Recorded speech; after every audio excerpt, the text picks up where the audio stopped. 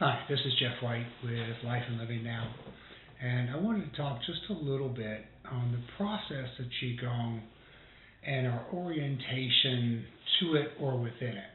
Excuse me. And a lot of times when we begin a meditative session or a practice or Qigong practice, we're looking at building something, creating, finding, I guess, ourselves or something that we did not think that we had. And that's perfectly fine, because when we usually start a meditative practice or a Qigong practice, we sense there's some deficit somewhere. We want to feel more connected, we feel out of sync, or we want to feel more in sync.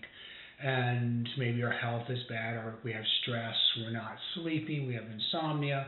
There's a whole myriad of things that may lead us to why we want to engage in a practice of Qigong, which for me is more moving meditation, working with that mind-body connection in real time, or more of a sitting meditation where I'm working just more internally.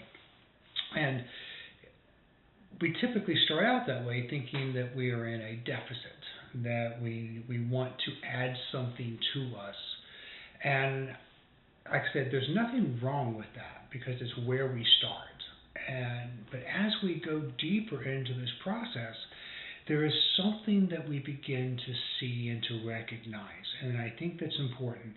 And reading through the literature, going back, into, what I'm reading are translations of ancient texts, and so obviously we have to trust the translator.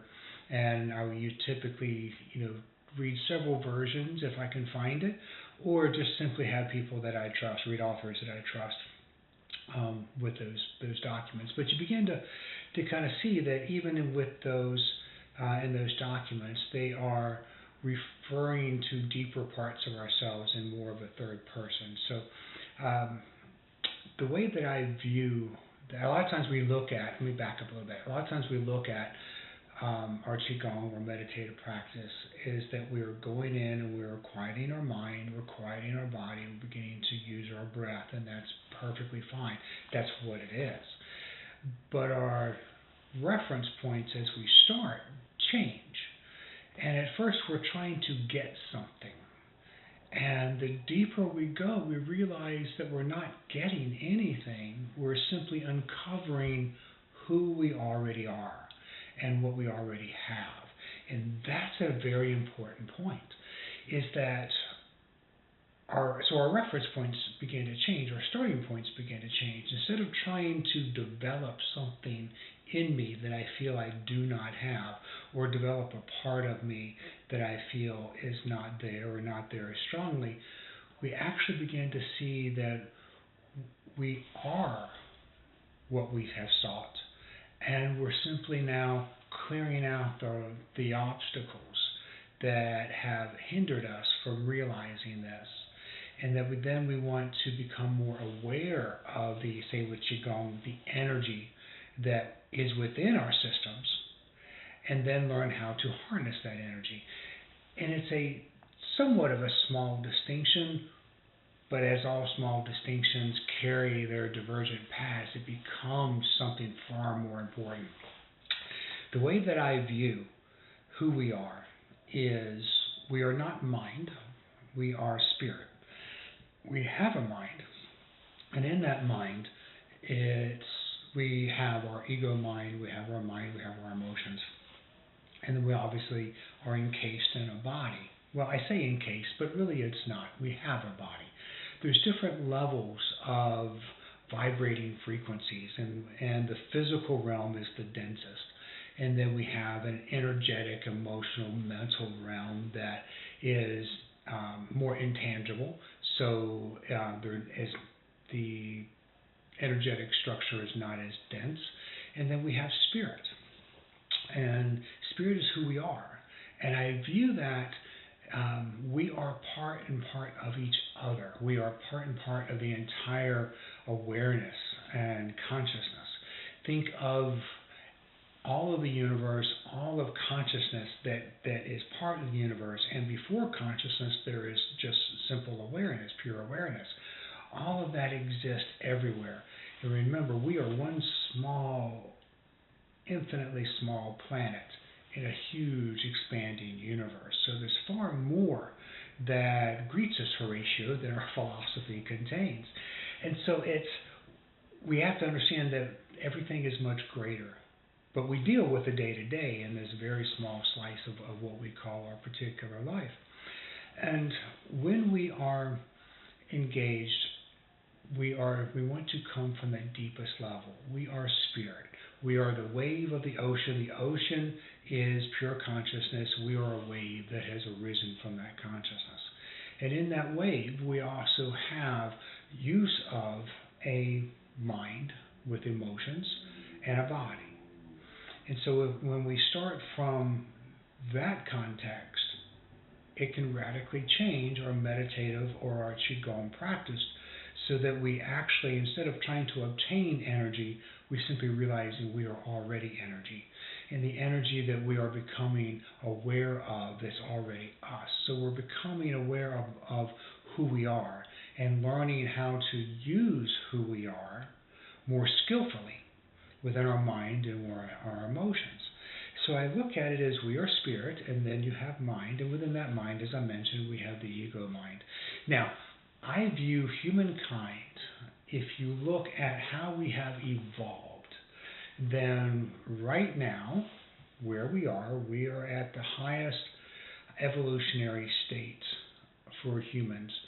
And within all of that, there is a push to become more aware of our deepest levels, to move more from spirit, to learn how to use our mind more skillfully. Now, there's a certain segment of our population where that has more value, and they are utilizing that concept and those technologies and applications to further the human spirit and awareness, and to expand that awareness and our conscious awareness of that.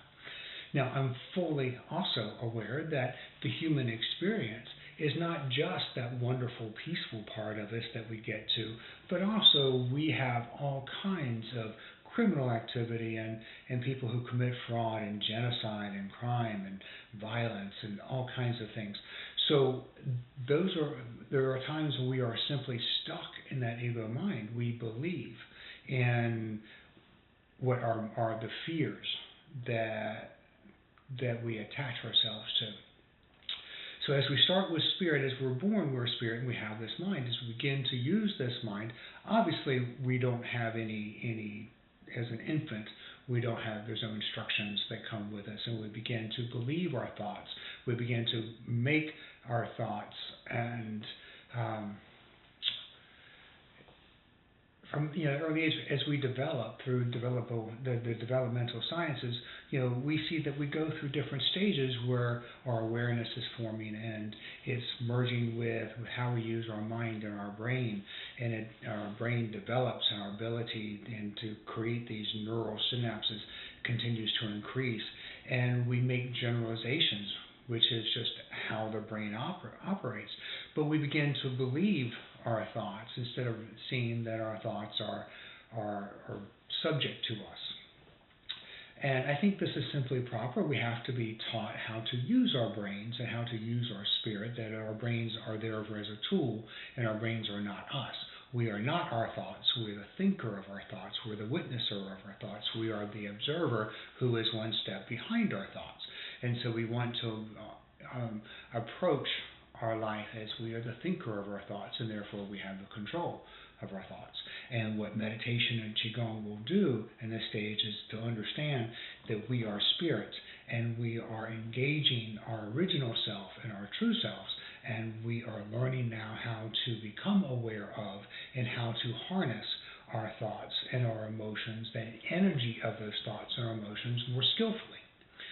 And when we operate in fear, that fear says we are detached from spirit, and it views us as being deficient. When actually, when you truly engage from your original self level, in other words, who you really are, you see you're whole. You are already part of the whole, so you are whole. everything that you seek, all the emotional reasons that you seek anything, is already fulfilled in you. And that's powerful, enormously powerful. It's also very slippery to be able to hang on to that, because we have grown to whatever phase we are in our life right now with becoming attached to our thoughts. And so we have to train ourselves to become unattached from our thoughts, to understand that our thoughts are simply in many cases, there are conditioned thoughts that come out of our biases, that come out of how we have prejudged things. And I don't mean that necessarily in a bad way, where obviously, it can be used in harmful ways, less skillful ways, I think is a better way of putting that. But the way our brain works is it looks for patterns, and then it begins to adapt those patterns and create an understanding of those patterns, and we begin to apply that. And that's just how we make sense of the world. It's normal. It's fine. We just need to be more skillful in how we use that.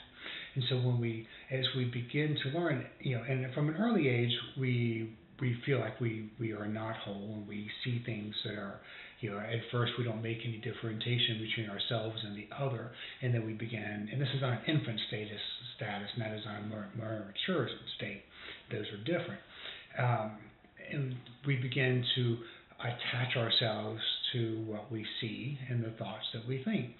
And later we have to learn how to detach that, to unattach, and to see life with a certain sense of non-attachment. I don't mean that as being detached, as in a sense of shutting down or putting a wall up. We're just simply non-attached.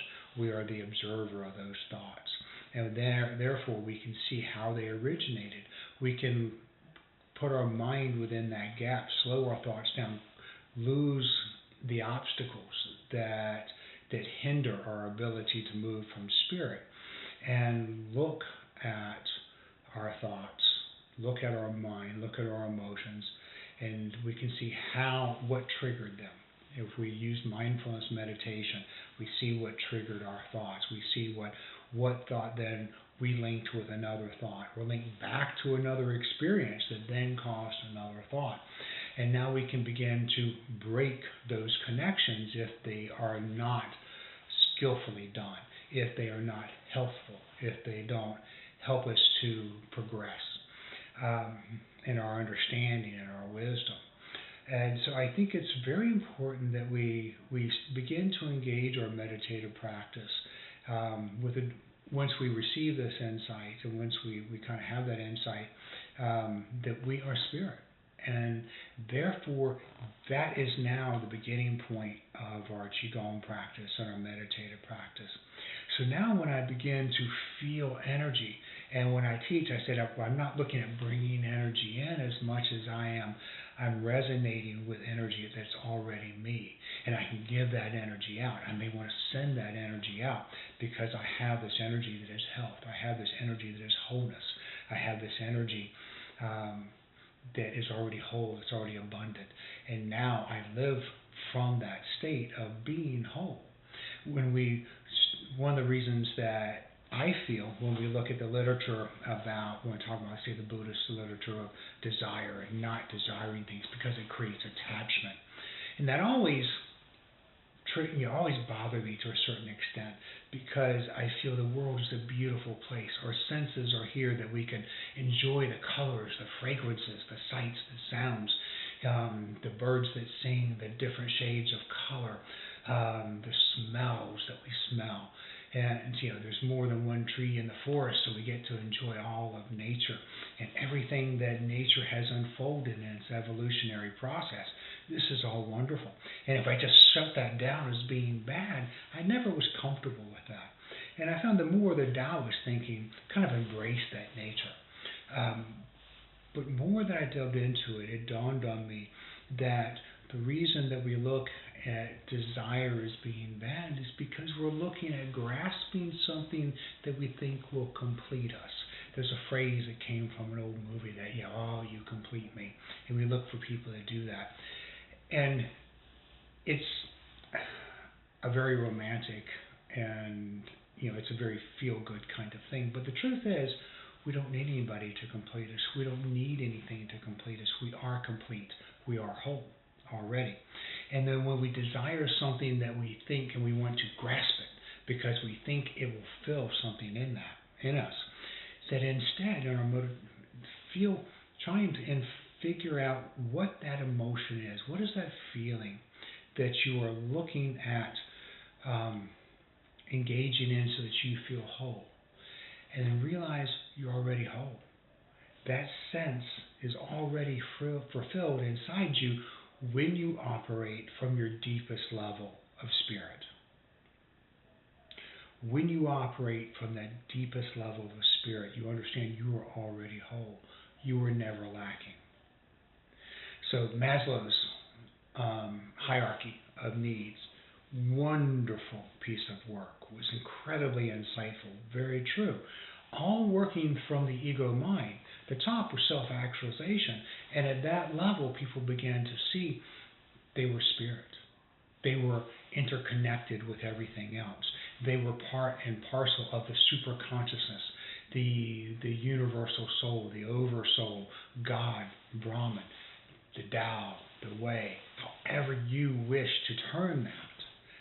And because whatever term you use will not encompass, we already know this, the truth of it. But it is, you're part and parcel with the Tao. You're part and parcel with the oversoul, super consciousness, with awareness. You're already part and parcel of that. So there's nothing lacking within you. Now when you greet somebody, you can greet them secure in yourself, seeing them as who they are and not who you need them to be for you. When I can enjoy abundance without feeling like I'm missing something.